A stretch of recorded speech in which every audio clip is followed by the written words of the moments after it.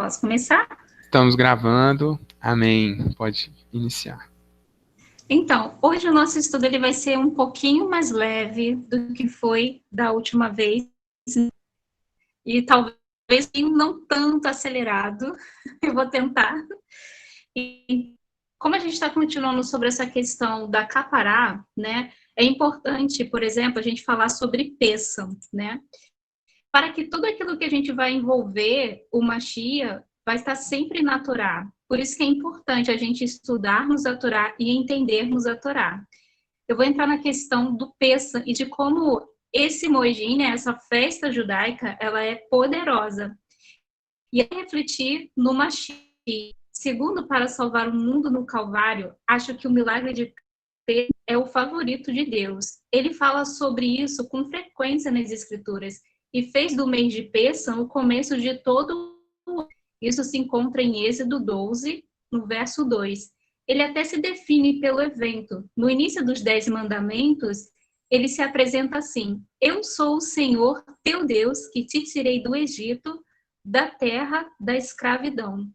Ele costuma chamar o Deus de Abraão, Isaac e Jacó, ou eu sou até este ponto, mas te tirou do Egito. E o que ele se chama repetidamente do êxodo em diante, literalmente centenas de vezes. Deus ele é apaixonado por toda a saga de Pêssamo. E quanto mais nos aprofundarmos na história, mais descobrimos que ela é rica em beleza, significado e poder. O milagre de Pêssamo é lembrado com admiração por muitos salmos. E embora muitos judeus vejam o Sinai como o momento decisivo da Taná, atrevo-me a dizer que Pêssamo como a pedra angular da história de Israel. Como será explicado daqui para frente, é o momento da história em que a etnia judaica se tornou a fé judaica. Além disso, é um momento da história em que nós vamos ver um enorme letreiro em neon apontando para o lançamento que seria comprado com de outro cordeiro em o nosso Salvador Yeshua. Então essa festa vai muito para Yeshua. Na verdade, todos os moedins e todas as festas judaicas, ela aponta para o Messias. Para quem já estudou a fundo, sabe disso. E a gente vai mencionar que o nosso Deus, ele é tudo sobre liberdade. Eu amo o fato de que o nosso Deus, ele é tudo sobre liberdade. Ele deu livremente a todos, na verdade, essa liberdade. Ele deu uma escolha também para que em todas as etapas da história de Pêssamo, descrita lá no livro de o povo de Israel, eles fossem livres para escolher. Embora ele tenha famosamente endurecido o coração de Faraó, foi de algumas escolhas sérias da parte de Faraó para endurecer seu próprio coração primeiro. Então, Deus acabou de consolidar a sua livre escolha. Em que sentido? Por exemplo, quando a gente entra nessa, às vezes essa passagem ela é muito incompreendida. Faraó, ele endureceu o próprio coração por em duas ocasiões, lá em Êxodo 8, do verso 15, e também no verso 32, antes que Deus endurecesse seu coração. Isso também está registrado em Êxodo 9, 12. Então, o faraó, mais uma vez, ele escolhe livremente ouvir seu próprio coração, junto com seus oficiais, né? Aí está registrado lá em Êxodo 9, 34. Depois disso, Deus ele endurece seu coração mais 4 vezes para que a sua glória seja vista. Aí você pode ver no capítulo 10, verso 1, 20, 27, capítulo 11, verso 10, capítulo 14, verso 8.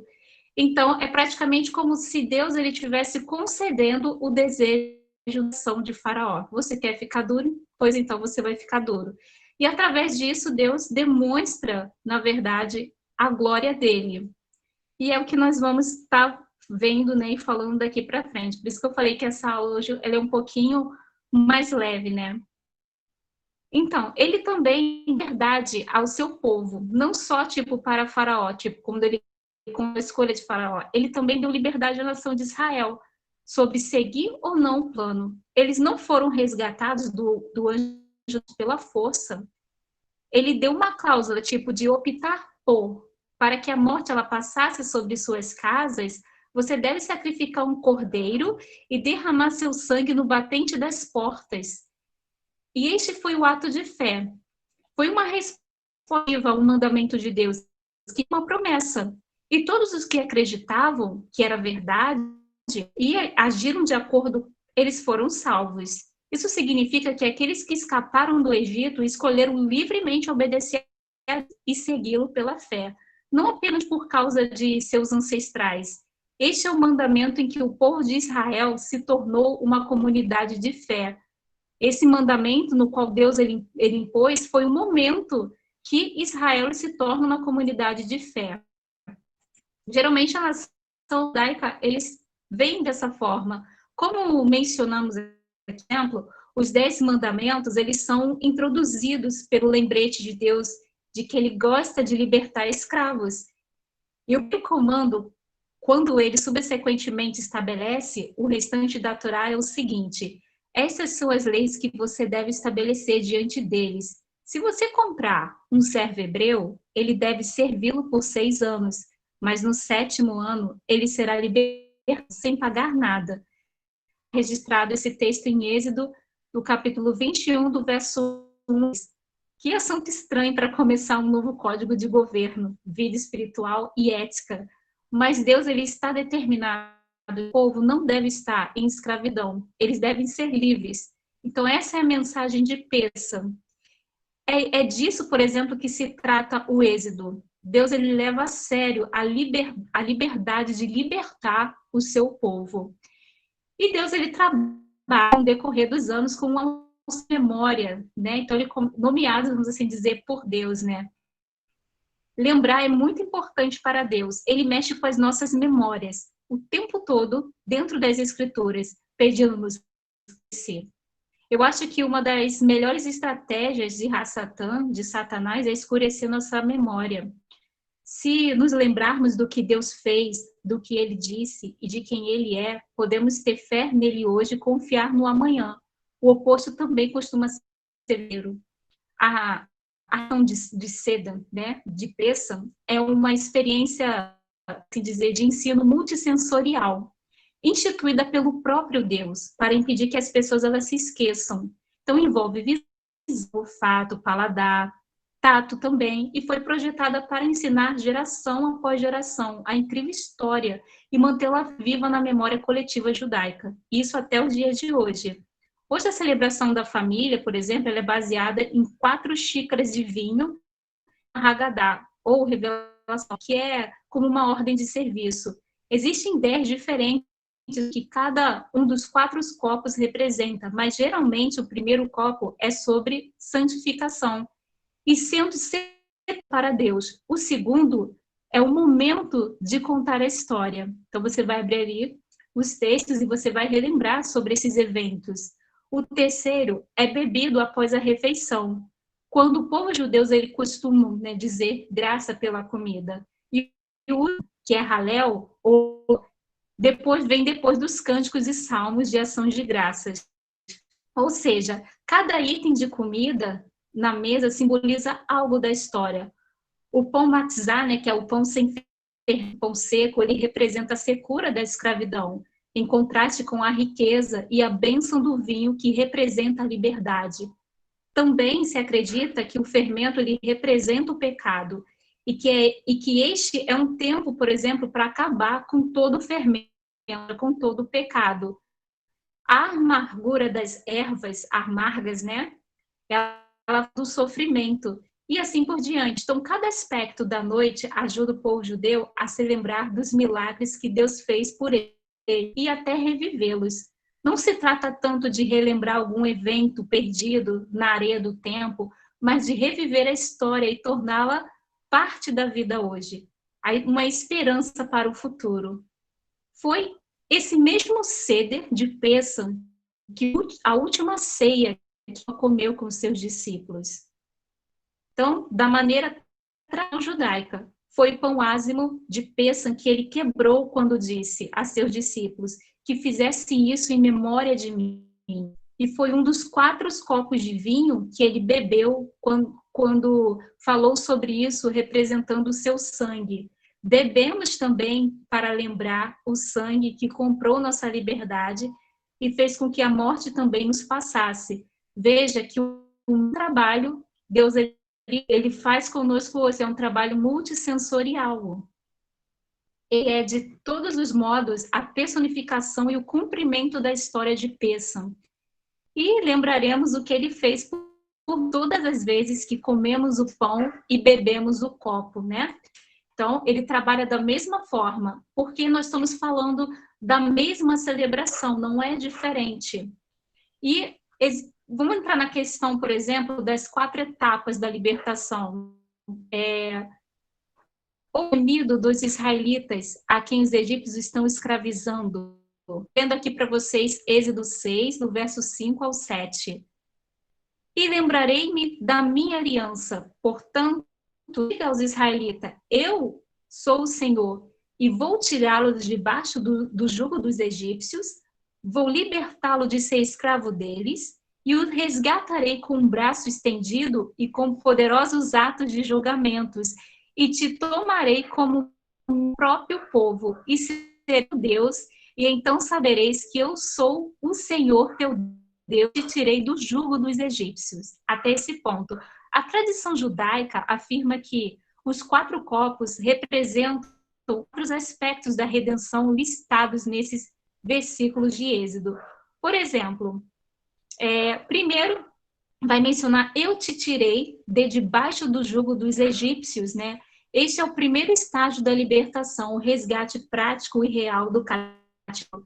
É a transição fora do Egito em direção à terra prometida. Por exemplo, nós cremos, né, em Yeshua, nós podemos ver que quando Yeshua ele pagou por nossos pecados na cruz, nós fomos libertos, né, libertados da condenação e podemos iniciar nossa jornada de uma vida caminhando com Deus. O fato de o povo judeu ter passado pela água, ele também pode ser paralelo ao batismo, por exemplo, que hoje você tem, né, dentro do cristianismo como parte do processo de libertação. Temos também, por exemplo, a parte que diz, eu liberei de ser escravo deles. Este segundo estágio é mais sobre uma libertação, vamos assim dizer, tal. Mesmo quando libertos, humanos e animais, às vezes, ainda eles podem agir como se eles não fossem. Às vezes, isso é chamado de institucionalização. Nós, por exemplo, nos acostumamos a viver em uma gaiola, não sabemos andar em liberdade. Então, aqui Deus ele promete livrar Israel da mentalidade de escravo. E nós também precisamos ser libertos de uma mente que está sujeita ao pecado, que é justamente um estado de escravo. Precisamos ser cada vez mais que realmente somos livres e aprendemos a viver de acordo com a liberdade que o eterno, que Deus ele nos dá. E também temos, por exemplo, dentro desse mesmo verso, quando ele diz, eu os resgatarei com o braço estendido e com poderosos atos. Ou seja, a história do Êxodo ela é cheia de sobrenatural. Às vezes eu me pergunto se esses milagres acontecessem hoje, o que poderíamos pensar? Será que nós estaríamos dispostos a aceitar Deus em as suas maravilhas sobrenaturais? Seu poderoso braço estendido, em um momento de dificuldades, alguns dos milagres e julgamentos são difíceis de aceitar, especialmente quando visto da perspectiva do egípcio comum, vamos dizer assim, do Antigo Egito. Então, este é o nosso Deus, poderoso em maravilhas, insondável, imparável, diferente de qualquer coisa que possamos entender. Mas esse é o nosso Salvador.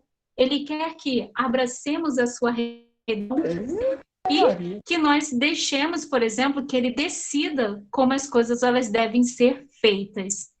A gente vai entrar, por exemplo, na questão de quando Deus ele simplesmente fala, te tomarei como meu próprio povo e serei o seu Deus.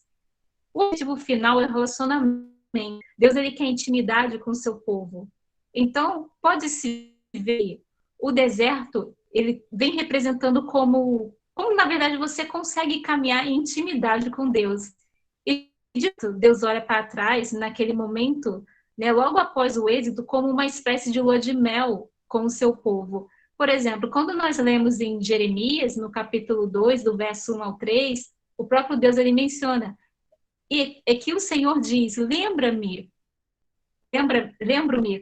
da ação de sua juventude. Como noiva, você me amou e me pelo deserto, por uma terra não semeada. Israel foi santo ao Senhor, as primícias da sua colheita. Fecha aspas. Quando a gente observa também Oséias, no capítulo 2, do verso 14 a 15, também está escrito, portanto, agora eu vou atraí-la, a nação de Israel, né? Vou levá-la ao deserto, porque lá é um lugar de intimidade, falar eternamente com ela que é a nação de Israel. Lá desenvolverei suas e tomarei o vale de Arro como uma porta de esperança.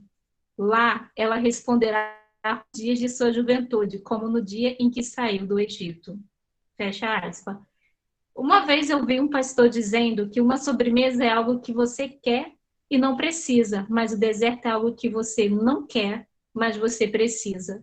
Então a vida no deserto é fácil, mas geralmente é onde a caminhada com Deus se torna mais profunda e íntima. Um dia estaremos no local prometido de descanso final, mas até então a vida com Deus nem sempre será uma caminhada no nem sempre vai ser um mar de rosas. Então, é hora, por exemplo, de nós aprendermos sobre o nosso Salvador e aumentar nossa capacidade e vontade de confiar, amar e segui-lo. Então, estamos, né, com Ele e Ele está conosco. Nós somos o seu povo, Ele é o nosso Deus. Então, nós estamos ligados no relacionamento e a nossa alegria é a dele. Mais histórias gloriosas vão estar por vir. Antes, eu quero saber, vocês estão me ouvindo bem? Sim, perfeitamente.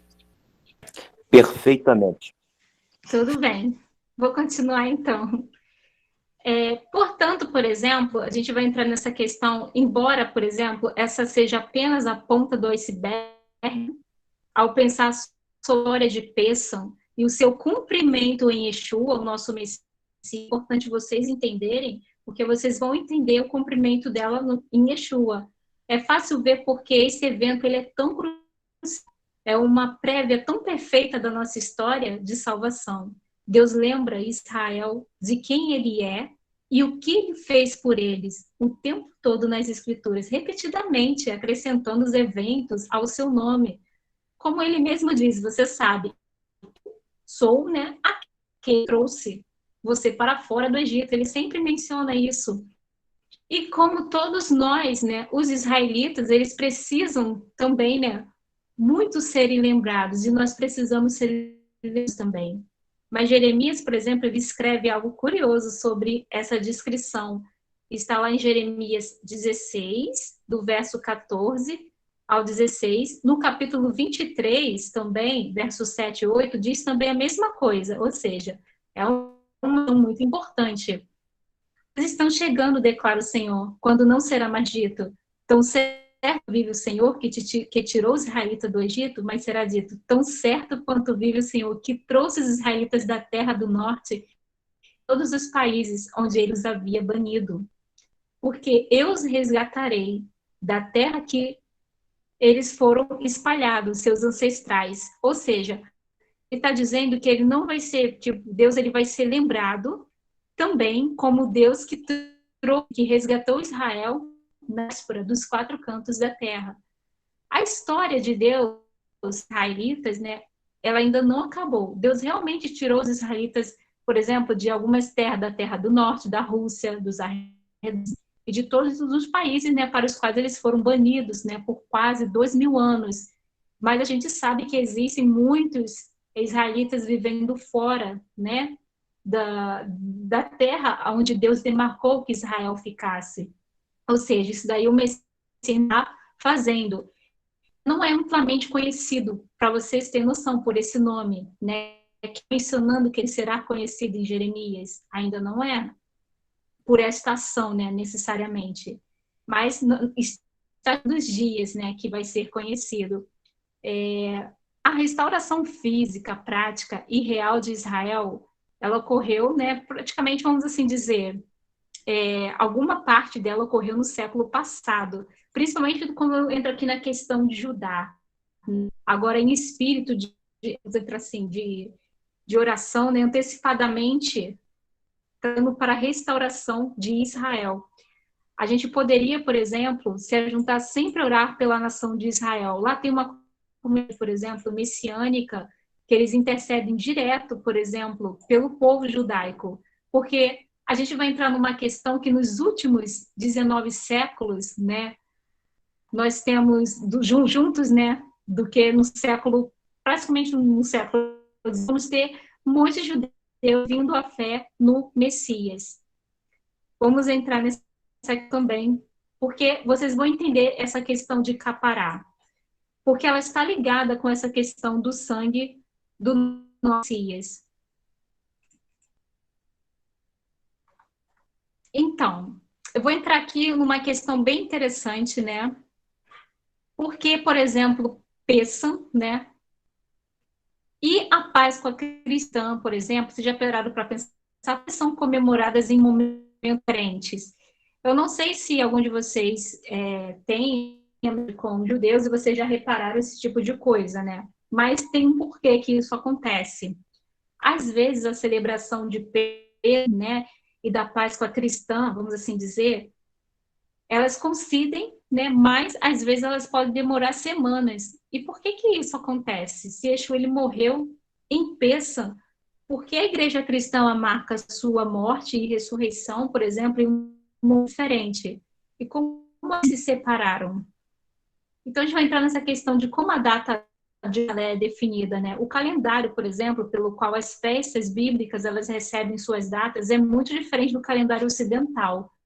O calendário lunar simples, mas toda vez que há uma lua nova, indica um novo mês judaico, ou Rosh Chodesh, vamos assim dizer, que significa cabeça do mês. Por isso é sempre bem no meio, né, do mês judaico de Nissan, quando a lua está cheia.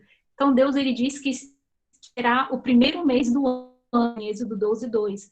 O calendário ocidental, por outro lado, não é tão de perto os movimentos da lua, e, portanto, o ciclo do ano judaico ele é diferente.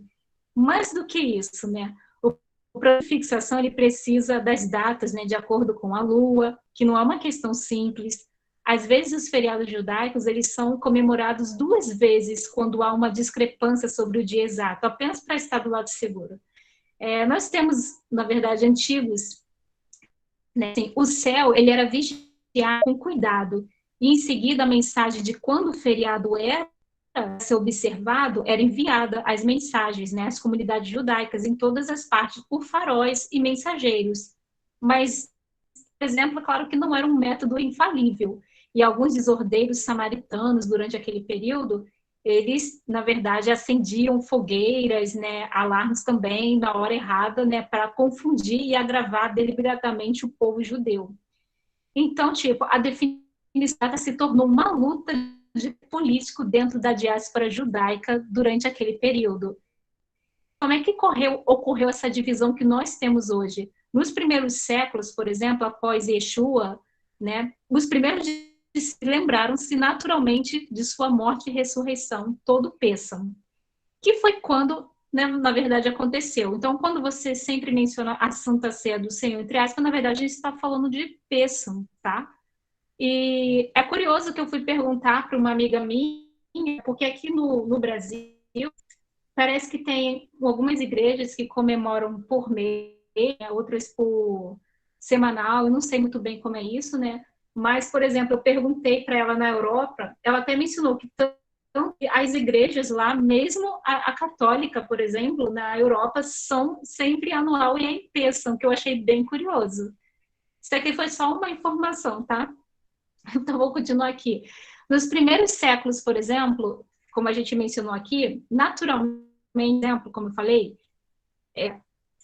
você tem ali a parte do corpo, do sangue, era Pêssamo, e com razão, desde que o banquete, por exemplo, de Pêssamo, ele foi planejado desde o início para predizer o sacrifício redentor do mês, está carregado de simbolismo. Então, tudo está apontando para Yeshua, como sua morte e sangue comprariam nossas liberdades, forçando a morte a nos passar. como aconteceu com os israelitas fiéis, que aspergiam o sangue do cordeiro, como eu disse, em suas portas, mas com o passar dos anos, né, houve, na verdade, hostilidade entre as comunidades, né? Então, essa questão que eu vou entrar aqui com vocês agora, é até um pouquinho, talvez, pesada, né? A comunidade messiânica, ela se tornou-se cada vez mais gentílica, e os líderes gentios, eles se cansaram de se relacionar e ficarem dependendo das autoridades rabínicas, na data certa, né, para poder comemorar esse importante evento, que seria o evento de Pêssamo. Relações entre a comunidade judaico-rabínica, né, e os cristãos haviam se deteriorado significativamente. Por quê? Até o primeiro, ali por volta, né, após a morte de Cristo, né, a gente sabe que o cristianismo, vamos assim dizer, no termo da palavra em si, eu estou entrando na questão etimológica mesmo da palavra, que significa também messiânico, tanto faz, é a mesma coisa, só que está no grego e tu muda pro hebraico, tá? Então, fazia parte, era uma das linhas de pensamento dentro do judaísmo, só que foi se tornando cada vez mais gentílica, e aí foi se abrindo das suas próprias raízes. E é exatamente isso que a gente vai verificar aqui. Então, esse cara, por exemplo, eles não quiseram ficar como dependendo dos outros, né? Porque foi se tornando cada vez gentílica e os líderes gentios se cansaram de se relacionar e ficar só dependendo das autoridades rabínicas na data certa para comemorar, né, o Pêssamo. Então, as relações ficou, né, cada vez mais deteriorada, né? Então, esse ponto aqui. E havia muita hostilidade em ambas as direções. Aqueles, por exemplo, da igreja, eles decidiram no Concílio de Nicéia, em 325, tomar o assunto em suas próprias mãos. Pois é, quando eu menciono sobre essa questão, eu estou citando aqui, por exemplo, a carta do imperador a todos os que não estavam presentes no concílio, tá aqui de Eusébio, 18:20. Eu tenho aqui uma referência, eu posso passar para vocês. E, tipo, assim os líderes da igreja, por exemplo, da questão, eles escreveram o seguinte, né, os assuntos, né, então, enfim, eles declararam assim: foi declarado particularmente indigno, por isso, o mais santo de todos os festivais seguia o costume, ou seja, do cálculo dos judeus, que sujaram as mãos com os mais temerosos crimes e cujas mentes estavam cegas. Você vê que essa carta aqui, quando ele menciona essa parte, eles nem conseguiram entender qual era o significado parar, né? Ao rejeitar o costume, podemos transmitir aos nossos descendentes um modo legítimo de celebrar nem aqui é peça, né? Por exemplo, se a gente pega a questão em inglês, né, que é né? Tipo, ela não tem ligação nenhuma com o termo peça. O português ainda chega a ter, mas em inglês não tem a palavra em si. Então, portanto, ele menciona: não devemos ter nada em comum com os judeus, pois o Salvador nos mostrou outro caminho, que, irmãos, desejamos nos separar da detestável companhia dos judeus. Fecha aspas aqui. Aqui é a carta que eles fizeram. Se essas palavras não são chocantes para você, elas deveriam ser. O Concílio Niciniano, ele decidiu que celebrar o festival separado na primeira lua nova após o equinócio da primavera, que é sempre 21 de março no calendário gregoriano, para fazer uma ruptura deliberada, né, com o povo de Israel. E, para você ver, quando eles passaram isso até para o inglês, né, essa palavra, por exemplo, ela não aparece nenhuma vez na Bíblia. Por exemplo, não sei se você já pegaram a versão em inglês da King James, que ela traduz erroneamente a palavra que é Páscoa, né? Tipo, aramaico, né? Para Páscoa, né? E eles botaram lá como Ester. Por exemplo, você pode até verificar lá em Atos 12:4, que não tem relação nenhuma com isso. No grego, por exemplo, quem pega no aramaico pode até verificar isso. Mas o mais próximo, vamos dizer assim, que chegamos aqui, né? Em português não tem erro nessa questão. Mas eu vi em inglês, eu fiquei assim, caramba. Ou seja, a palavra em inglês, né, Esther, né, vem de Eostre, se vocês sabem, que é uma deusa associada à primavera, e foi cooptada pelo nome do novo festival para celebrar a morte e ressurreição de Yeshua, que decididamente não é pêssão, não está pêssão, né? Isso é uma coisa bem surpreendente, né? Mas vamos falar sobre a questão das implicações e a ação hoje, né? É comovente, por exemplo, que essa animosidade ela tenha se desenvolvido entre as comunidades judaicas e isso levou a que os seguidores de Yeshua se afastassem das raízes da árvore, né, que na qual eles foram enxertados. Os cristãos, então, eles decidiram se separar não apenas do povo de Israel, mas também dos festivais de Deus, que foram deliberadamente criados para nos ajudar a apreciar sobre o plano e redenção de Deus. Tem pessoas que nem fazem ideia, que sabem que esses festivais, eles, ou que várias partes da Torá, elas estão associando ao Mashiach, de forma muito detalhada, cada aspecto, porque nada na Escritura é por acaso. E Pêssam foi uma iniciativa de Deus também, um desses moedim, dessas festas judaicas. E ele planejou cada detalhe disso, né, de forma proposital. E perdemos muitos tesouros que Deus planejou em cada detalhe disso, né? Cada vez que a gente se afasta, por exemplo, das nossas raízes, né? Por exemplo, você sabe que tem muitos cristãos que não conseguem muitas das vezes associação. Por exemplo, eles mencionam Santa Ceia, mas não conseguem associar que é Pêssam. E uma série de outras coisas. Não consegue, por exemplo, pegar, às vezes, a Torá e conseguir associá-la a uma Shia, né? Porque a gente foi se afastando cada vez mais, né, da judaica, colocando linha, talvez, de pensamento filosófico ocidental em uma escritura, né? E continuando aqui sobre essa questão, né,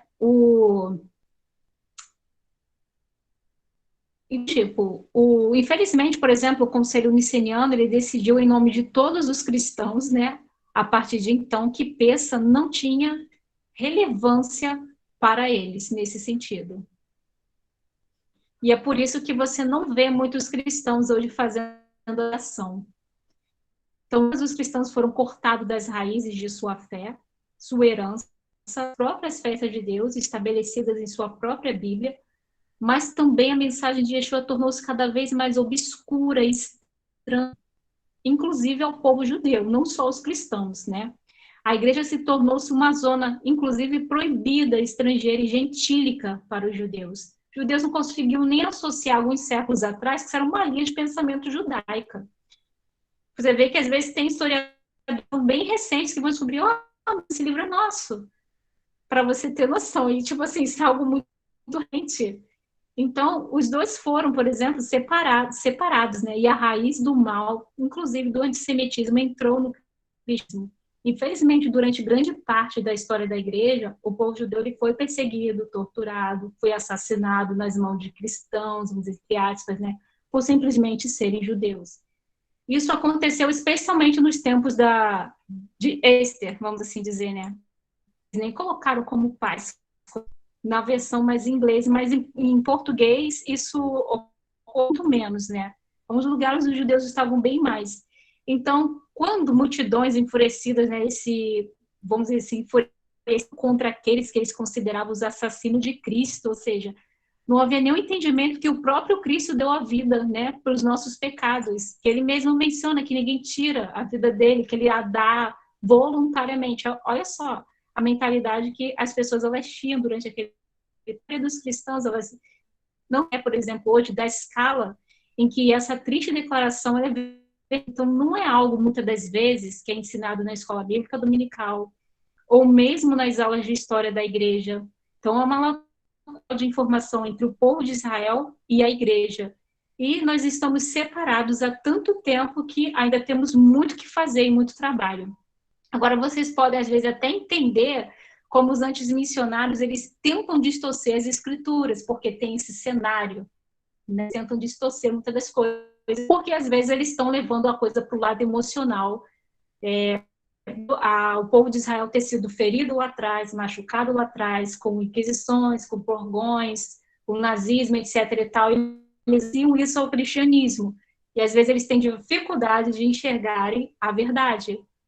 Mas, né, judeus e gentios, eles hoje em dia eles estão se reunindo em Yeshua, então isso é uma boa notícia, tá? No entanto, a gente vive em dias emocionantes, né? Tem um monte de judeus messiânicos mesmo, até israelitas que moram no Estado de Israel, que eles previamente sobre Yeshua. Ou seja, o século passado viu alguns passos, né, colossais diante da cura da terrível breve de Deus e os gentios.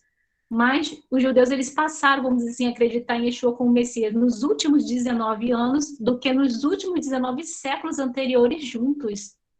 E muitos crentes gentios agora estão se interessando mais pelo fundamento judaico, né, a fé. Muitas igrejas, hoje você vê, mantém sede de Pêssamo, explicando mais sobre o banquete, o que uma apreciação consideravelmente maior do povo de Israel, desde que a Bíblia se tornou amplamente traduzida, né, e publicada nos últimos séculos, vamos assim dizer. Então, tipo, estamos destinados a nos tornar um novo homem, né, no Messias. Então, esse é um destino que Deus ele garantirá com absoluta certeza que chegaremos. Seu filho Yeshua ele terá apenas uma noiva, não duas. Então, é importante o que a morte e a ressurreição de Yeshua realmente ela significa e o que ela alcança.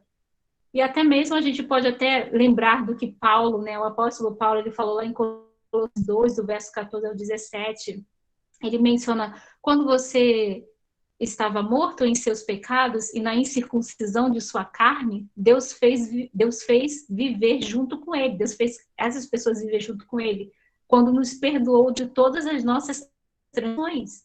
Ele apagou o do manuscrito de dívidas, né, com os decretos contra nós, que nos eram hostis. Você vê que essa questão de hostilidade ela tem se apagado muito recentemente, porque quase 2.000 anos eles foram hostilizados. E ele pregou isso na cruz. Então, no momento, por exemplo, que a igreja, hoje, ela entendeu que o próprio Yeshua, que é o Cordeiro de Deus, ele pregou isso na cruz, então, e ele conseguiu desarmar príncipes e potestades, né? E nós estamos vivendo esse espetáculo hoje, é um espetáculo público, no qual o Eterno está mostrando o triunfo do nosso Messias na cruz. Isso é uma questão muito, muito importante. Então, tipo, esse prenúncio do que está por vir, mas a realidade é o Messias. Ou seja, quando a gente repara na questão da Torá, ela sempre vai refletir o nosso Messias.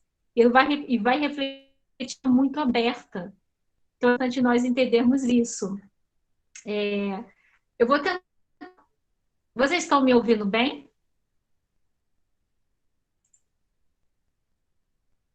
Perfeitamente. Positivo. Ok. Tá perfeito. Eu estou muito acelerada, tá tranquilo.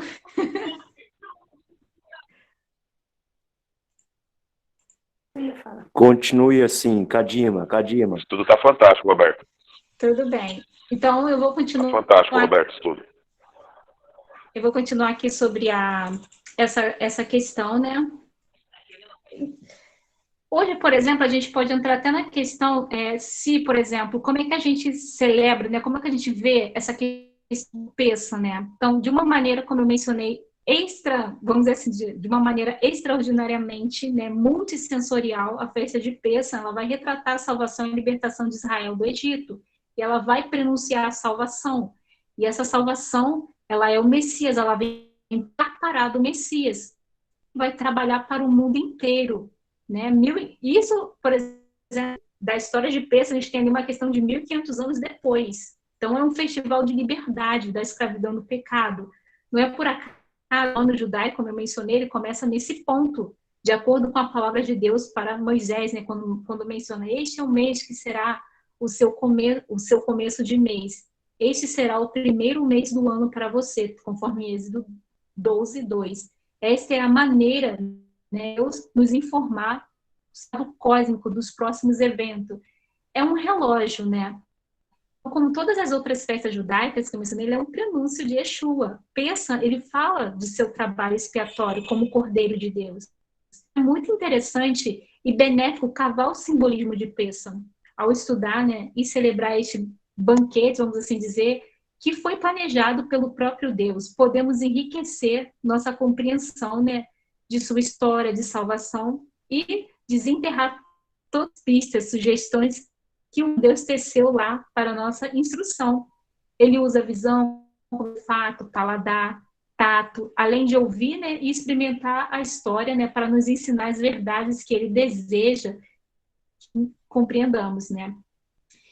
E a gente vai entrar aqui na questão porque o Cordeiro de Deus que tira o pecado do mundo. Essa frase ela não está ali à toa, inclusive, por exemplo, na Brit Hadashah, no Novo Testamento, a maior parte da história de Pessa, que é descrita lá em Êxodo 12, né, o capítulo 13, então Deus ele ordenou aos israelitas que tomassem o sangue de um cordeiro, um sem defeito, que havia sido minuciosamente examinado e inspecionado por 4 dias, e colocar à porta de suas casas. Quando o anjo do Senhor ele viesse, né, o sangue lá inocente, né, ele passaria pela casa. Então, da mesma forma, quando aceitamos Yeshua como nosso Salvador, aplicamos seus sacrifícios expiatórios em nossas vidas e espiritualmente colocamos seu sangue derramado nas ombreiras das nossas casas espirituais.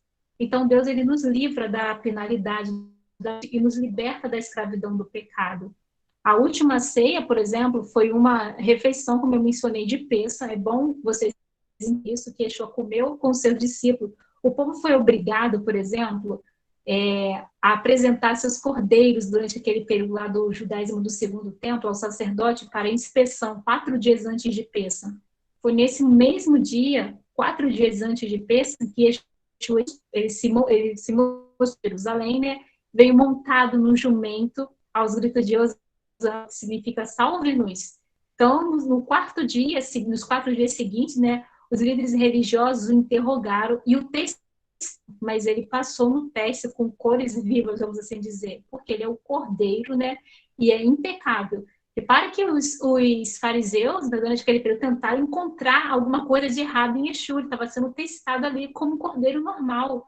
Então, gente, tudo tem um detalhe. A gente só vai conseguir entender isso quando a gente conseguir entender a Torá. As tradições rabínicas, né, elas falam sobre esse significado messiânico, né? Muitos dos rituais associados ao seder tradicional de Pessa não se originaram na Bíblia, mas foram criados pelos rabinos judeus, né, após a destruição do templo. Embora apareçam tradições artificiais instituídas por aqueles que rejeitaram Yeshua, na verdade ela tem umas impressões digitais do Espírito Santo por toda parte, apontando, assim dizer, inadvertível verdades sobre o Messias e a mensagem da cruz. Eu não sei se você já teve a oportunidade de examinar sobre essa questão. O Festival de Pessa, ele requer alguns preparativos sérios, né?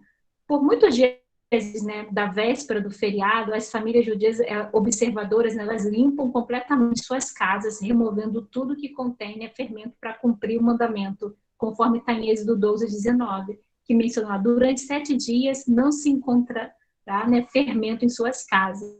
Essa preparação, ela ensinar muitas pessoas, né, que estão, por exemplo, em Yeshua, tá? Há uma preparação espiritual que certamente se reflete aqui. O apóstolo Paulo, por exemplo, lá em 1 Coríntios 5, do verso 7 a 8, ele nos desafia a purificar, né, tipo, o fermento antigo, né, para que sejamos um novo pedaço, né, e celebrar a festa, né, vamos assim dizer, de pães ázimos, né, com a sinceridade, com a verdade. Na Bíblia, o fermento ele representa pecado e mal, como mencionei. O ponto claro é que Deus quer tirar o mal de nossas vidas. Então, depois, porque nós temos uma inclinação para o mal, de Sirhará, e Deus ele quer tirá-la de nós, habitando dentro de nós. Depois de salvos, por exemplo, o processo de santificação ele continua. E ele deve continuar todos os dias das nossas vidas. E Yeshua ele foi traído, preso, né, na festa de Pessa, ele foi crucificado, listrado, envolto em linho branco, e enterrado durante a festa de pães ázimos, que começa logo após o dia. Hoje a matzah, que seria o pão sem fermento, é listrada e perfurada para assar rapidamente. Olha só a associação, para garantir que não ocorra fermentação. E na mesa de Pessa há 3 matzot, né, especiais envoltos, né, em um pano branco, que é o pão ázimo, né? e o de cima ele representa Deus no céu, e a parte de baixo, né, da questão, ele representa as pessoas aqui na Terra, e o do meio, né, ele é justamente o Afcoman, né, que é aquele pãozinho do meio, que o próprio Exu cortou, dizendo que era o corpo dele. Ela representa, o meio é o sacerdote mediador, é o corpo mediador. Ela tem esse significado, inclusive, dentro do judaísmo, né? Então, no início, né, vamos assim dizer, da refeição, essa peça do meio ela é quebrada, enrolada em um pano branco, escondida, né? Os filhos, né, da casa procuram depois da refeição, eles encontram ele é comido, né? Ou seja, os filhos da casa vão lá, vão procurar, eles vão achar. E aí eles comem. Então, eles vão comer isso com o terceiro copo de vinho, que é chamado o copo da redenção. Então, junto com esse pão do meio, que seria o Colin, né, intermediador, ele é tomado junto com o copo da redenção. Tipo assim, quando a gente olha para essas questões, é um quadro muito bonito, surpreendentemente claro de Yeshua, nessa questão desse ritual. E Yeshua disse, né, até quem não recebe o reino de Deus como criança, de uma forma entrará nele, né, conforme Lucas 17, perdão, do verso 18, perdão, capítulo 18, o verso 17. A gente, por exemplo, pode analisar basicamente a tradição judaica, ela vai mencionar o que há nessa questão do prato de seda. Vou dar só uma pinceladinha, tá? E terminar. A refeição de Pessa é a comida, por exemplo, enquanto ela está reclinada ali em travesseiros ao redor da mesa. Não sei se vocês já viram. O que significa que aqueles que comem não são mais escravos, mas pessoas livres. Na mesa de Seder, há um prato, né, com vários alimentos. Então, imagina o simbolismo que isso faz quando Yeshua disse para que nós fizéssemos isso em memória dele também. Nós não somos mais escravos, nós somos livres. Alguns são comidos e outros estão lá dos muitos milagres que Deus realizou quando libertou os israelenses, né, do Egito. Um osso de cordeiro, ele representa o sacrifício de Pêssamo. É tipo um pratinho redondinho, onde tem uma divisãozinha que você vai colocando esses ingredientes. Tem as ervas amargas também, que nos lembram a vida da escravidão no Egito, mas também nos lembram a amargura do pecado. Tem lá o harset, né, que é tipo uma pasta cuja textura lá é um barro com o qual os tijolos foram feitos no Egito. Mas a doçura também pode nos lembrar da presença do Senhor, que nos traz doçura até mesmo em situações mais difíceis. Mergulhar cartas com salsa ou aipo na água salgada nos lembra, por exemplo, a questão da travessia do Mar Vermelho. Israel entrou como escravo e saiu do outro lado como um povo livre. Era quase como um batismo, uma representação simbólica da nossa morte para o pecado e o começo de uma nova vida, por exemplo, com Yeshua.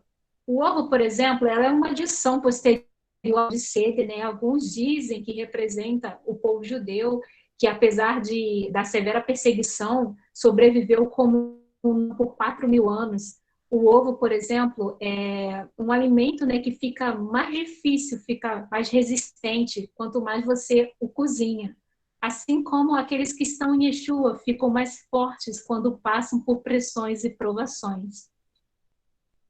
Então, se um dia vocês puderem participar de uma refeição de Pêssamo, observe sobre essas questões. Se vocês puderem participar também como a família judia, pode ser um evento muito significativo e esclarecedor, né?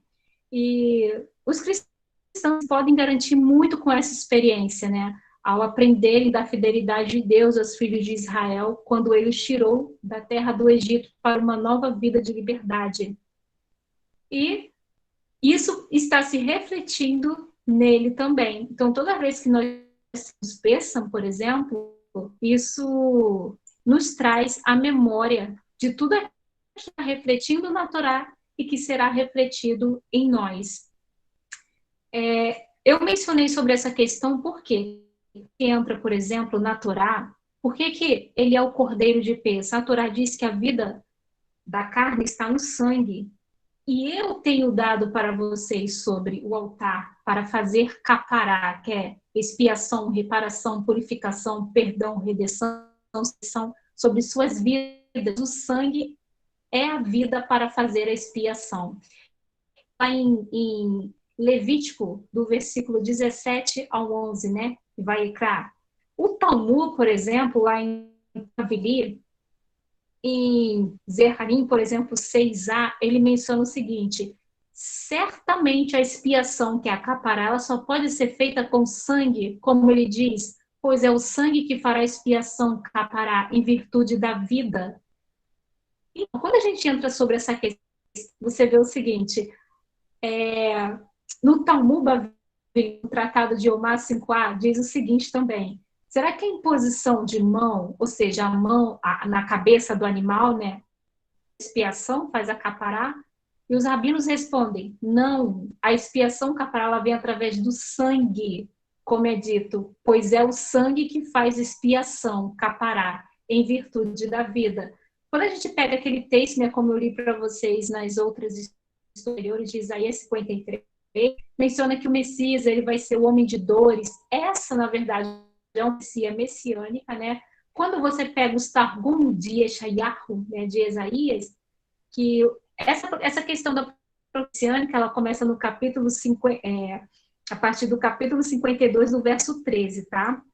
Então, essa questão da profecia messiânica. E eles mencionam na íntegra, por exemplo, eis que prosperará o meu servo, o Machia será exaltado, engrandecido e será muito oferecido.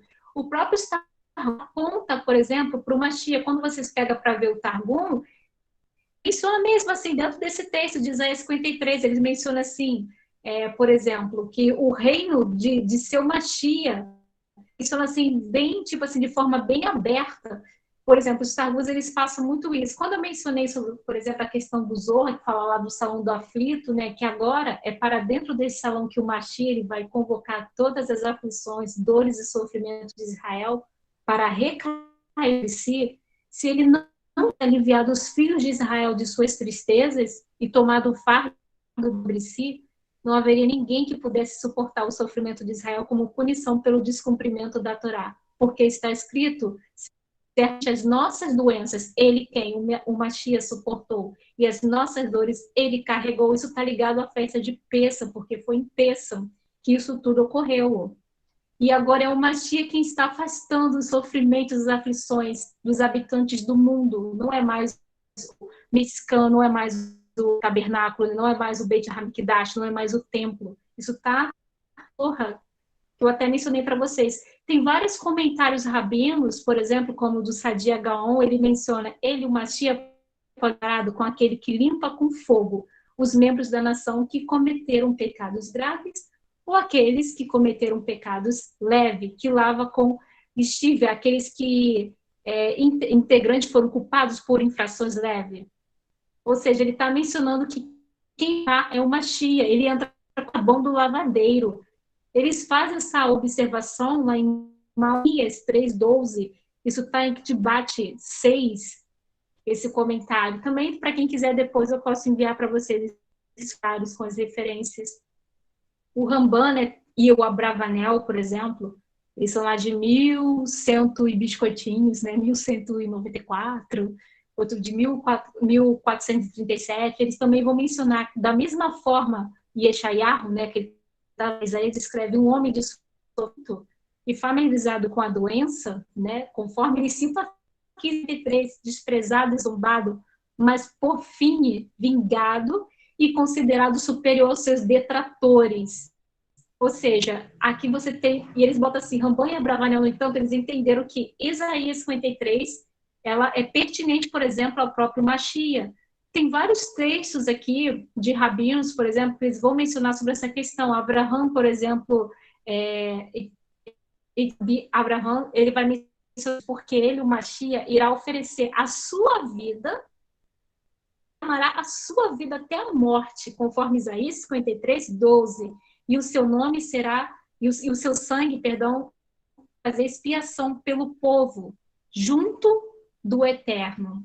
Daí eles fecham essa questão.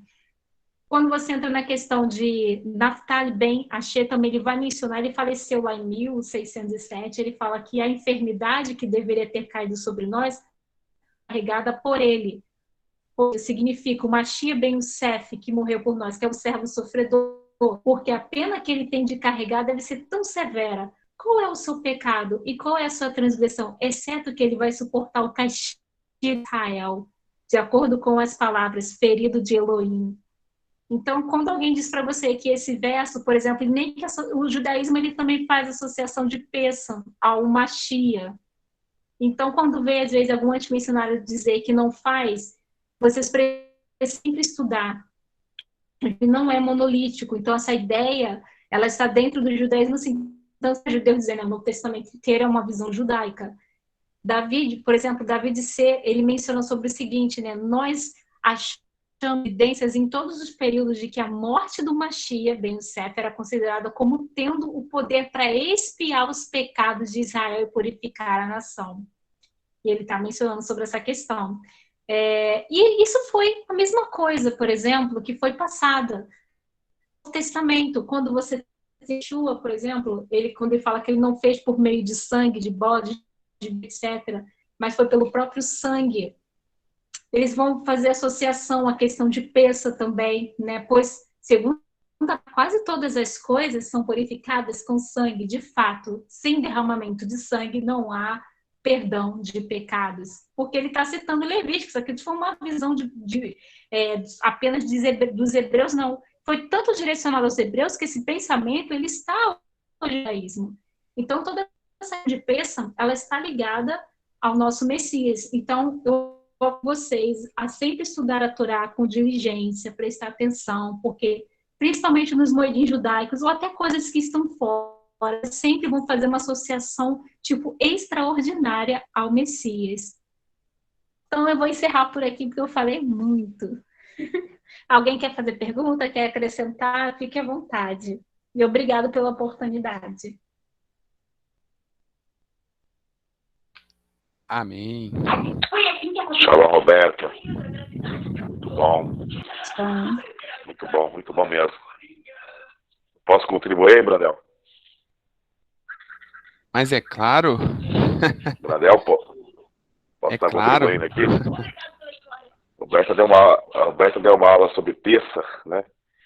Eu estava aqui meditando aqui em Shemot, no capítulo 12, no verso 3 está assim em hebraico.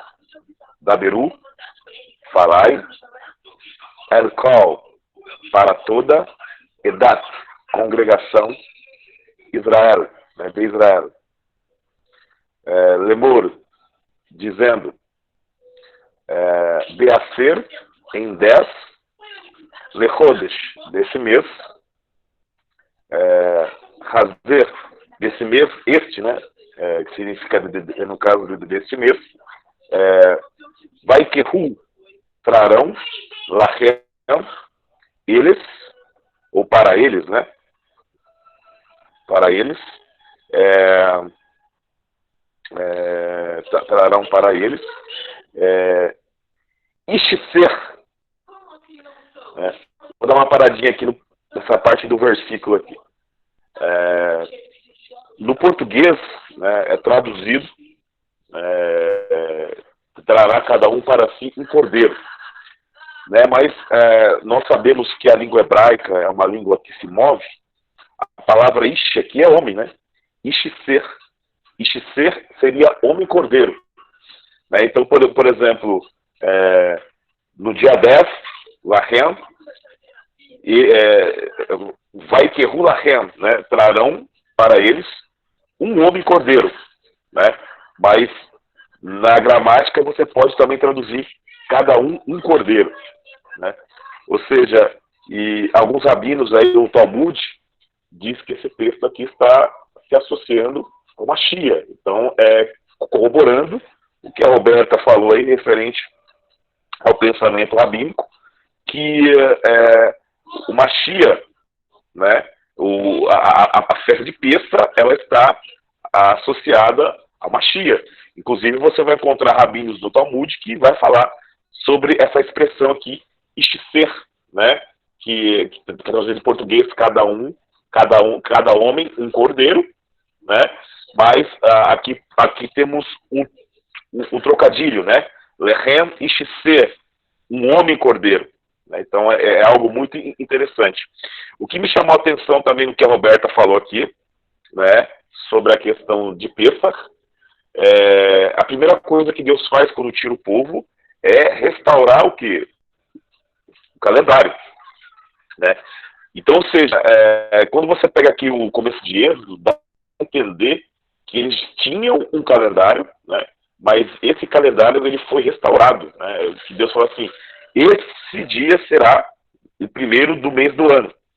Né? Ou seja, o calendário pagão que eles seguiam do Egito, Deus ele trouxe ali, no caso, um calendário novo. E a palavra mês, em hebraico, Rodesh, vem de Hadash, vem de renovo. Né? E a palavra ano, que é Shana, em hebraico, ela vem do acadiano, Shana, que significa mudança. Né? Então, ou seja, está associado a um tempo de mudança. O sacrifício de Pêssar, ele era uma corbã de shilamim, né?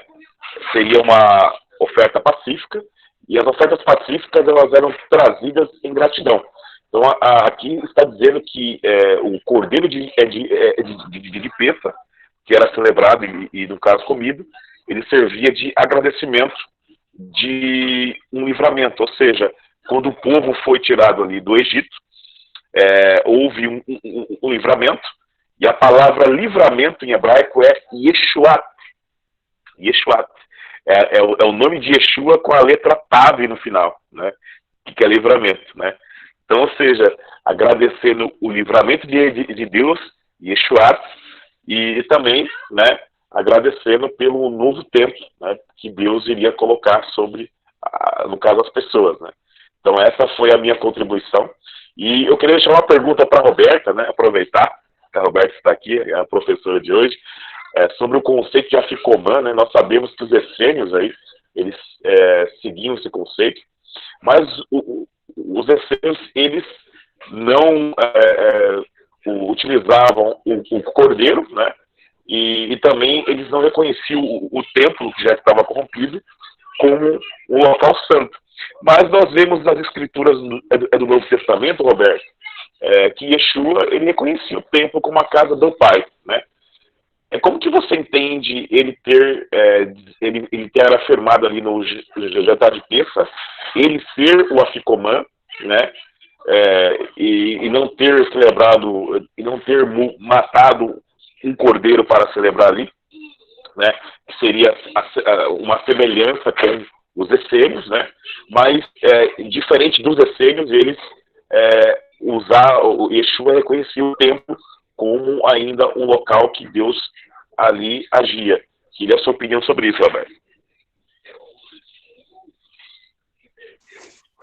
Então, eu vou entrar nessa questão com você. Então, essa é uma questão até um pouco complexa, né? Porque a gente vai ver pessoas dizendo o seguinte, né? Porque Yeshua parece, né? Eu não sei porque algumas pessoas, né? Como, por exemplo, o Mateus Andona, ele menciona que durante a festa de Pêssar, período do judaísmo do segundo tempo, por volta do ano 30, né? Você tem ali, no caso, os essênios, vamos assim dizer, né, participando um dia antes do calendário oficial do templo, do Beit HaMikdash, né, e que o próprio Yeshua, ele foi sacrificado no momento em que estava tendo os sacrifícios no templo, foi exatamente no momento, ou seja, o Pêssar não está ocorrendo no momento que Yeshua vai para todo Israel.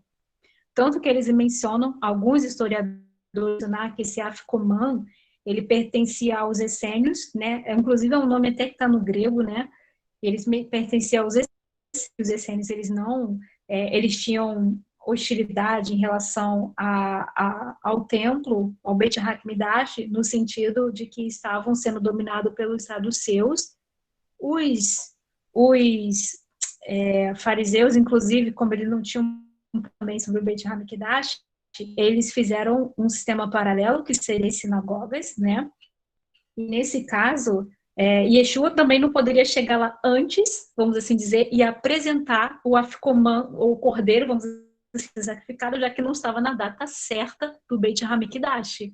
Porque parece que eles encontraram um documento do Mar Morto, onde tem um único dia, que foi por volta do ano 30, então eles associam que isso foi na crucificação de Yeshua, uma discrepância no calendário, né, entre os essênios e o calendário oficial do templo, porque um era um calendário, parece que solar, outros eram um calendário lunar. E aí, mas não que eles não usassem, mas houve uma discrepância ali, entendeu? Que eles não entendem, basicamente, mas por questão de calendário mesmo. E parece que um grupo estava comemorando antes e o outro depois. Então, esse grupo que estava comemorando antes, por exemplo, que estava com Exu, se eles levassem o templo, não ia ser sacrificado. Só um exemplo, não ia.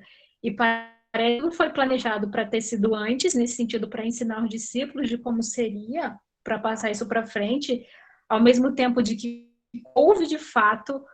Aí eles também pegam vários trechos das escrituras que vão mostrar, né, que de fato ocorreu um dia antes, sim, do calendário oficial do templo. Eu tenho até um estudo que vai mencionar sobre essa questão, até quem diga, né, que nos últimos tempos, por exemplo, há vários estudiosos que reanimar, por exemplo, a teoria de David, né, que a palavra Afikoman na Mixiná, ela é derivada de uma palavra grega que significa ele ressuscitou, inclusive, tem essa questão. Então, de qualquer jeito, ele não ia levar ali, né, antes do templo, né, não ia ser aceito também, porque o Estado ia falar, não está na hora, você não vai trazer nada aqui. E por isso, por exemplo, naquela noite que eles estavam querendo apressar, por exemplo, para que o Messias ele fosse retirado lá da estaca de execução, né, é porque aquela noite teria, inclusive, o seder de peça nas famílias, eles não queriam.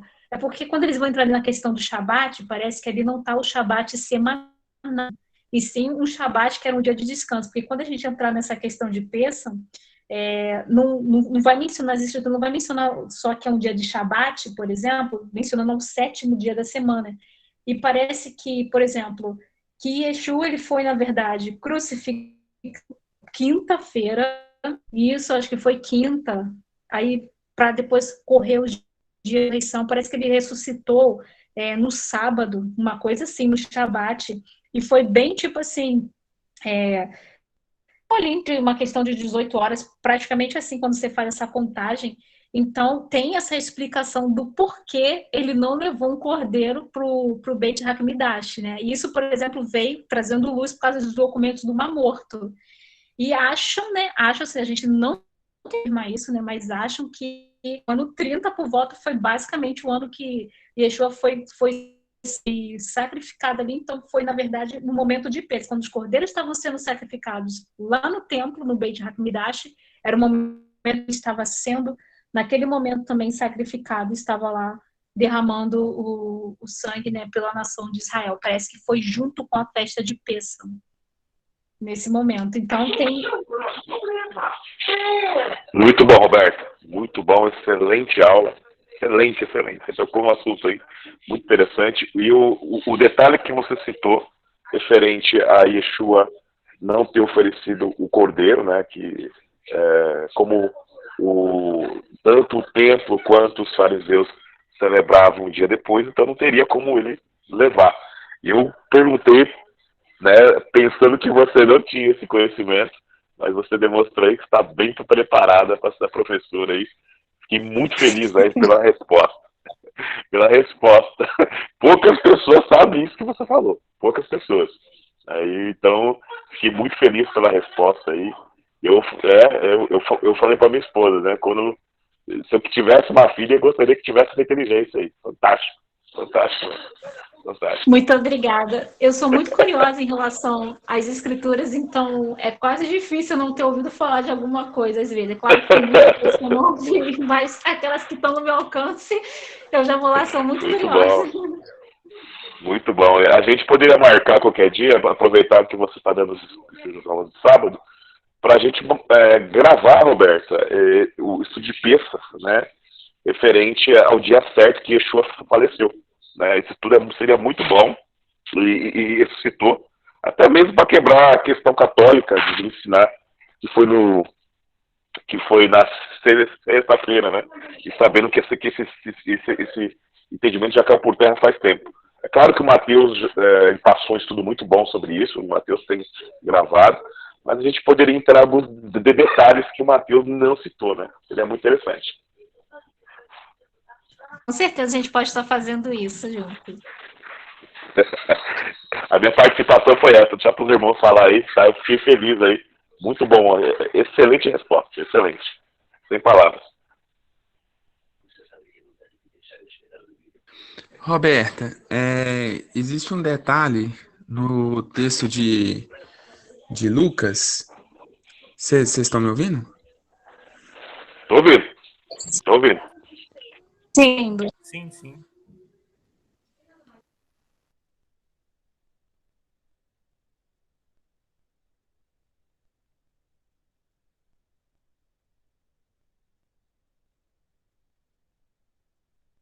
Agora a gente não está ouvindo mais, não.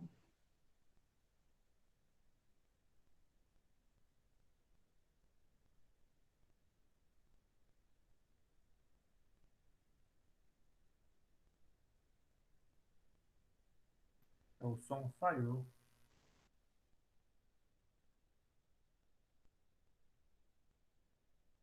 Brendel. Pessoal, deu um problema aqui na minha conexão. Estão me ouvindo bem?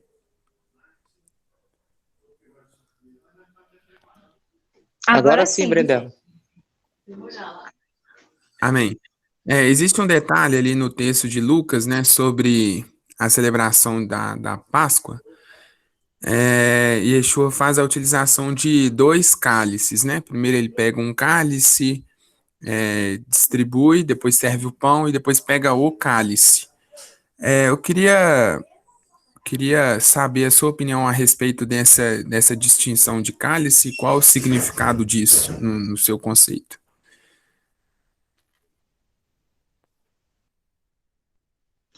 Então, sobre essa questão do cálice, né, como eu falei, há muita discussão, até mesmo dentro do judaísmo, do significado do cálice hoje, né? E provavelmente, por exemplo, o cálice que Yeshua, ele simplesmente ele pegou, né, foi junto com o Afcoman, né? Ele cita, por exemplo, o cálice da redenção. E foi justamente esse cálice que ele pegou naquele exato momento. São 4 cálices, né? Como eu mencionei, que eles são expostos ali na mesa de Seder, né? De Pêssam, tá? E seria o cálice exemplo da redenção e o Messias ele pegou, porque é justamente esse que está com o Afcoman. Porque os cálices ali, um vai apontar para Deus, né? Outro vai apontar para o povo e vai apontar para o intercessor, que seria o Kohen Agadol, né, o sumo sacerdote, vamos assim dizer, que é aquele que vai interceder. E na tradição rabínica, por exemplo, o cálice que a gente pode comparar, que Yeshua, por exemplo, ele pega, seria justamente o da redenção.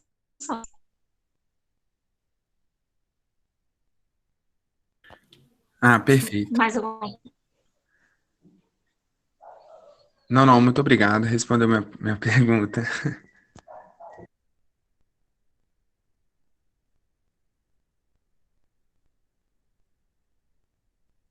Mas alguém quer acrescentar alguma coisa, perguntar, também pode. Shalom a todos. Aqui é o Fernando, professor Roberto. Deus abençoe a sua vida nesse estudo. E é interessante, você citou muito sobre a festa de Pêssah, né? E é muito bom isso, porque cada elemento, é como foi falado, né? Deus pegou as coisas assim com tato, para pegar, para morder, né? Para sentir aquelas ervas amargas, tudo simbolizando lá no Egito. E é muito interessante aí, que 2 Crônicas, também no capítulo 30, né? Que fala que o Ezequias restaura a celebração da Páscoa. Depois também veio em 2 Crônicas também, no capítulo 35, fala também agora o rei Josias celebrando, né, a Páscoa. Como isso é bom, né? Tem uma importância muito grande para nós agora que buscamos a restauração das raízes da fé, né? Mas eu agradeço muito a vida de todos vocês aí, tá bom? Que o Eterno abençoe a vida de todos, em nome de Yeshua.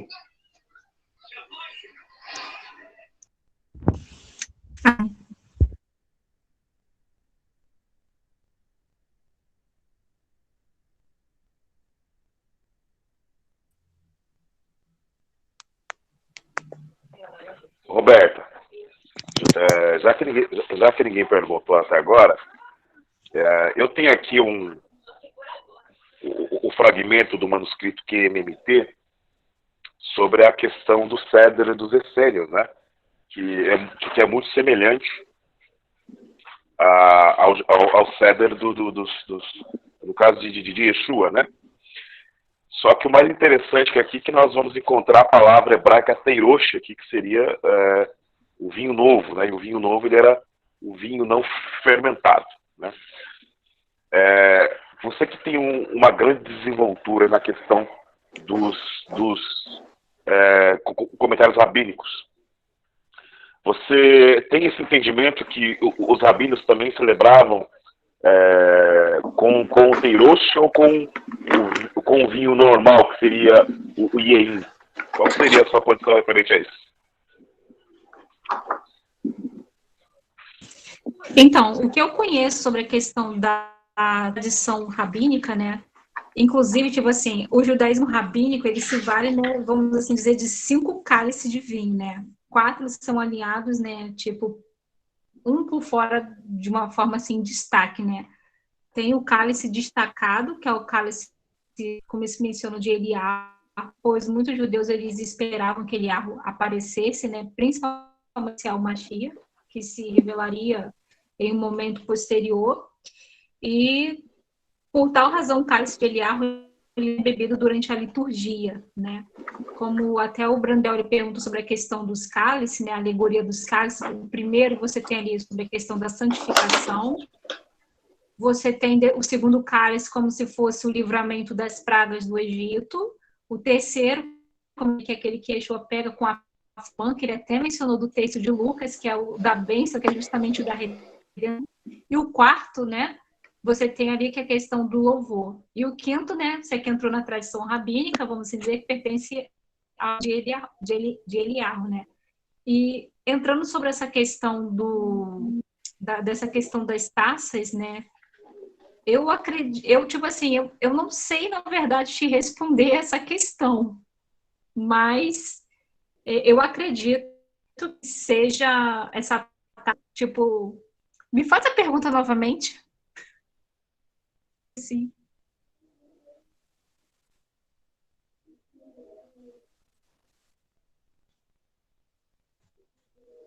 Pastor Keston? Perdão, Roberto.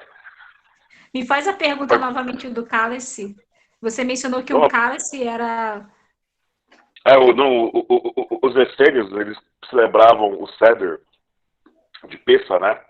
Com o teirosh, né? E o teirosh seria o vinho novo, seria o vinho não fermentado, né? Como você tem uma grande desenvoltura aí com a literatura rabínica, se você já leu no Talmud algum ceder, né? Que também seria celebrado da mesma forma. A pergunta foi essa. Então, nós sabemos que toda a celebração de Pessah, os judeus, por exemplo, eu só consigo associar sem nada na literatura rabínica a esse respeito, né? Mas eu só vou usar uma aqui, que eu não sei também se é uma lógica certa, né? Mas durante o festival de Pessah, durante essa comemoração, é retirado um tipo de fermento das casas judaicas, né? Todo tipo de fermento, ou qualquer coisa que tenha fermento, ou até o fermento em si, tudo é retirado, justamente por causa da questão de Pessah, né? Daí você tem aquela questão de pães ázimos, né? Por exemplo, qual seria a lógica do fermentado? se todo é tirado. Eu acredito que é sem fermento, porque não teria lógica. Então, assim, eu estou usando só de raciocínio lógico, mas sei se é isso, porque eu nunca parei para prestar atenção nesse tipo de coisa, né? Tipo, em relação à questão do vinho. Aparentemente, eu acredito que não seja fermentado. Eu acredito que seja vinho novo. Porque, pela lógica, se você vai tirar tudo que é fermento, por que o vinho vai ser fermentado? Não ia fazer sentido. O fermento ali, no caso, é dos grãos, as 7 espécies ali. Então, o vinho não entra nessa questão de fermentação. Então, não faço a mínima ideia, pastor Keston, dessa questão. Não faço a mínima ideia, mas eu vou procurar saber para te responder. Se você souber responder, pode falar também. Ou alguém aqui.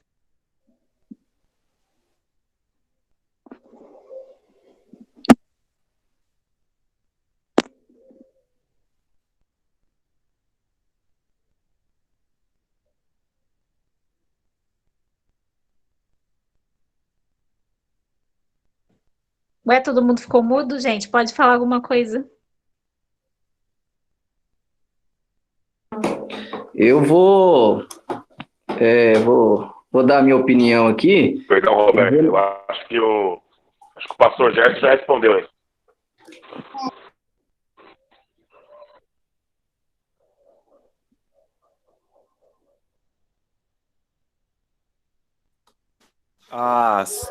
As classes de judeus ultra-ortodoxos, eu já vi grupos messiânicos também que, com relação ao vinho, eles compram vinho especial, certo? Caché também, onde a preparação não tem insetos e por aí vai, mas contém álcool normalmente. É possível o grupo dos essênios, por exemplo, que olhavam e observavam vários detalhes, é possível, sim, de acordo com aquilo que o pastor Keston perguntou ali. Mas a grande maioria, esse vinho que eles encomendam, vem escrito lá o percentual de álcool.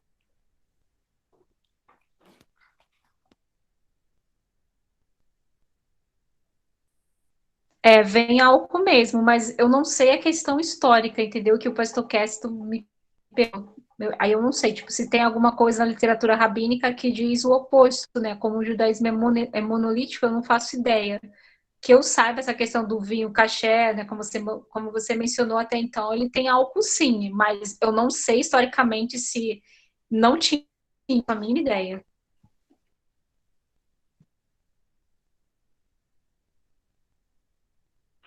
Referente à questão dos essênios, né, eles tinham essa questão, né, eles celebravam as festividades com teirosh, né, eles tinham essa questão, mas como você falou muito bem, como o judaísmo rabínico ele não é monolítico, né, então com certeza os outros eram com fermento. O pastor Gerson explicou muito bem sobre a questão da fermentação, que é referente aos grãos, né, e não referente à questão alcoólica. Né, então isso é muito um caso interessante. E tem muitos aí estudiosos que defendem a questão de que Yeshua também era adepto ao teirosh, mas isso aí, no caso, é especulação. Yeshua, até então, ele tomava o ieim mesmo, que seria o vinho fermentado.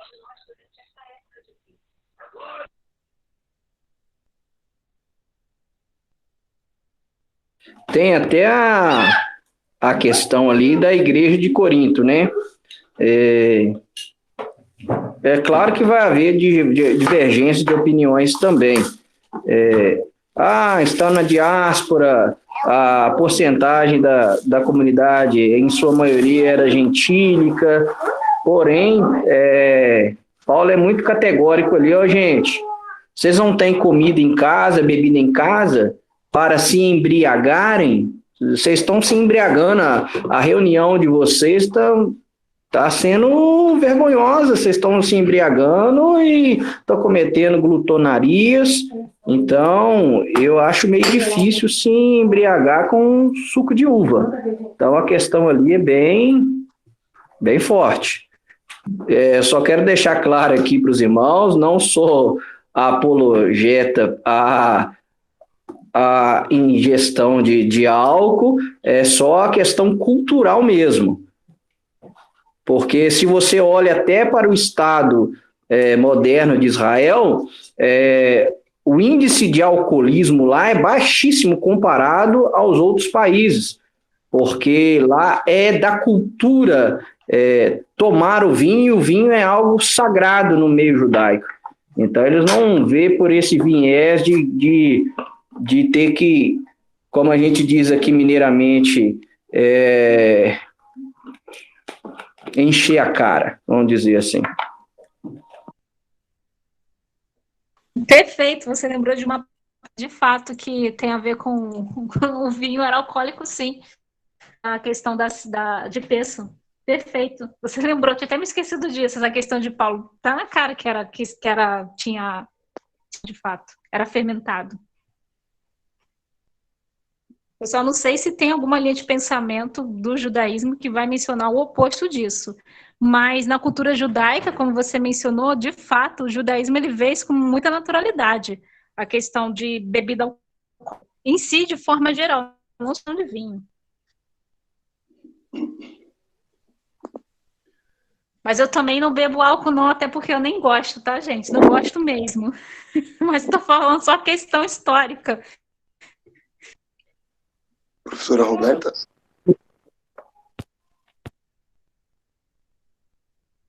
Podem falar aí, já terminei, gente. Professora Roberta? Oi? Boa noite, professora. Gostaria de fazer uma pergunta. Em Neemias, capítulo 3, versículo 1, nós temos ali uma informação sobre a porta do gado, conhecida como a porta do gado, que, segundo alguns estudiosos, eles dizem que nesta porta era onde passavam as ovelhas que seriam abatidas no dia do sacrifício. A minha pergunta para você existe alguma correlação dentro desta passagem com Yeshua? Porque ali em João capítulo 5, verso 2, se não me falha a memória, diz também que ele curou um paralítico, né, que estava ali há 38 anos. Então, a pergunta é basicamente essa. Existe alguma correlação profética em relação a isso? Essa porta tem uma mensagem no sentido de que o Messias entraria justamente numa ocasião profética para ser abatido?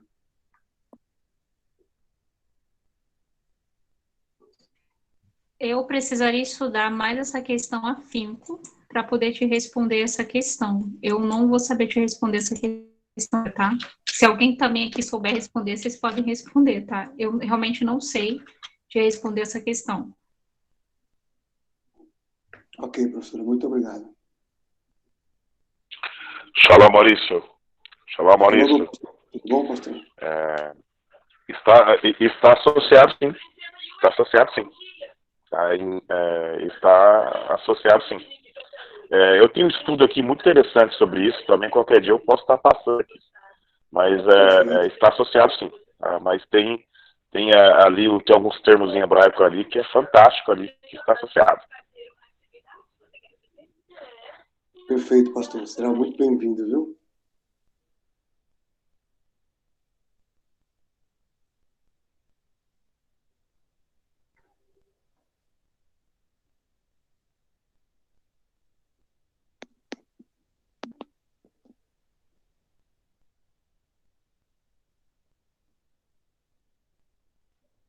Cadê o povo? Fica todo mundo mudo? Cadê a Cristina? Cadê as mulheres aí? O professor Roberta. Pode seguir, Maurício. Só para me Sim. concluir aqui, eu fiz algumas anotações baseado na sua instrução, e eu vi aqui que existe sim uma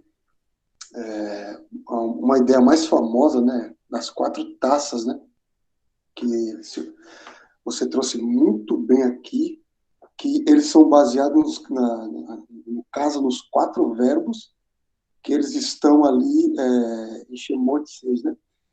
Que está associado justamente ao versículo 6 e versículo 7, só para fechar aqui o meu pensamento. A terceira taça seria a taça que Yeshua levantou na ceia, não é isso? Que seria da redenção, né? Isso, exatamente. Que é o que você bebe junto com o Afikoman. Até hoje, dentro do judaísmo, é assim. Perfeito, muito obrigado. Era isso que eu queria concluir aqui. Agradecido, viu? Por nada.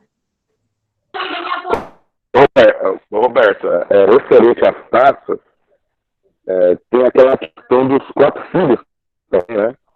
Inclusive, existe um Midrash dizendo sobre aquela parábola da semente, está associado à tradição dos 4 filhos de Pesach, né? Você tem esse conhecimento? Já estudou sobre isso? Já e sim, sobre essa questão maravilhosa. Eu acho que eu tenho esse estudo em algum lugar. Eu também tenho esse estudo salvo aqui, só que como eu não sabia que você ia abordar isso, então eu não separei. Mas se eu soubesse que você ia abordar essas questões aí, eu tinha separado ele aqui porque existe uma conexão, né, dos tipos de filhos do jantar de Pesach, né? Eu até tenho um sério de Pesach aqui, eu preciso achar, né? Eu não consegui encontrar agora, mas vou dar uma vasculhada aqui, encontrar, depois eu até passo para vocês aqui. E está associada à parábola da semente ali. Então, muitas vezes as pessoas veem a parábola da semente ali e mal sabem que veio da tradição judaica, aquela parábola associada a Pesach. Exatamente. Quando a gente até analisa várias questões bíblicas, elas estão muito associadas ao Messias, até coisas que a gente às vezes não acha que está associado ao Messias. Por exemplo, dentro do judaísmo, o cristãos, por exemplo, ele conhece várias profecias messiânicas, né, numericamente falando, mas dentro do judaísmo existem muito mais, por exemplo, profecias messiânicas do que os cristãos eles possam ver, ou eles viram. É verdade. É verdade. E só quando você estuda o judaísmo, você tem essa ideia, tipo assim, caramba, isso aqui também é sobre o Messias, mas não é algo que você ouve no cristianismo. E é muita coisa mesmo, que aponta para ele assim de forma escandalosa, eu diria. Detalhes, são muito detalhes. Exatamente. Muito bom.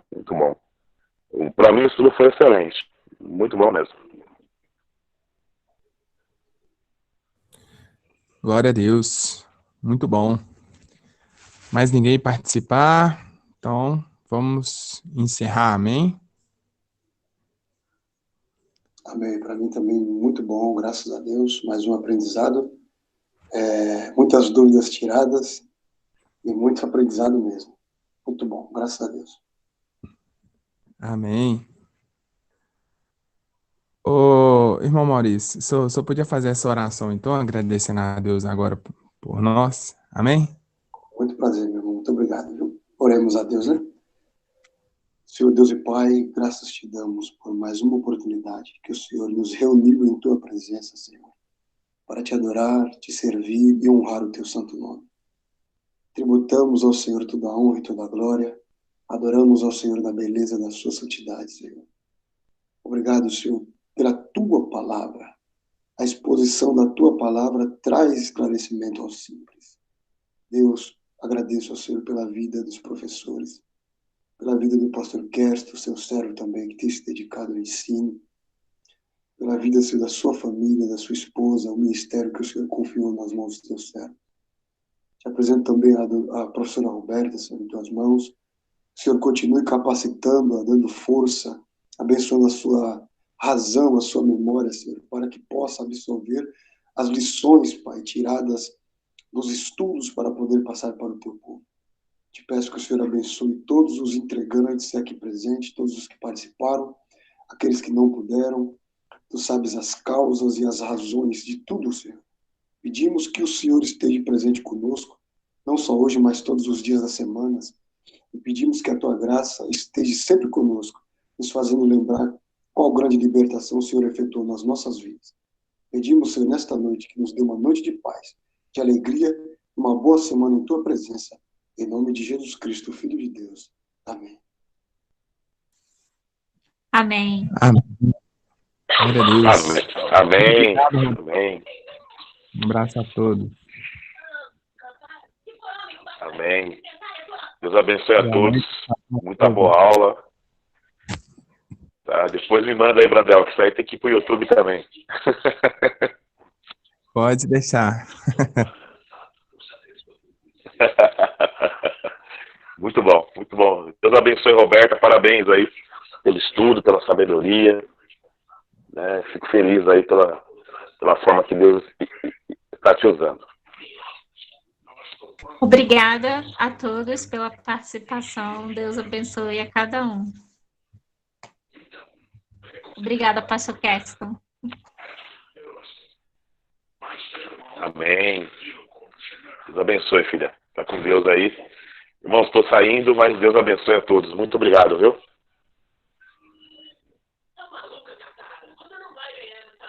Amém, pastor. Boa noite. Bom descanso a todos. Boa noite. Tchau, tchau.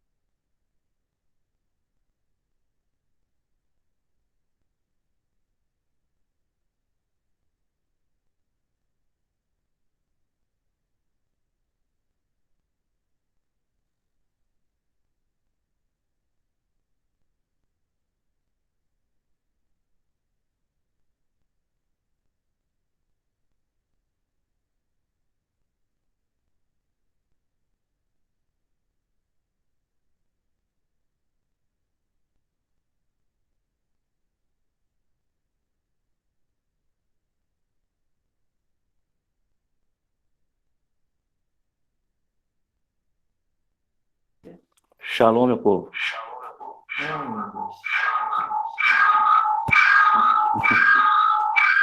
Nessa sozinha, o cara tem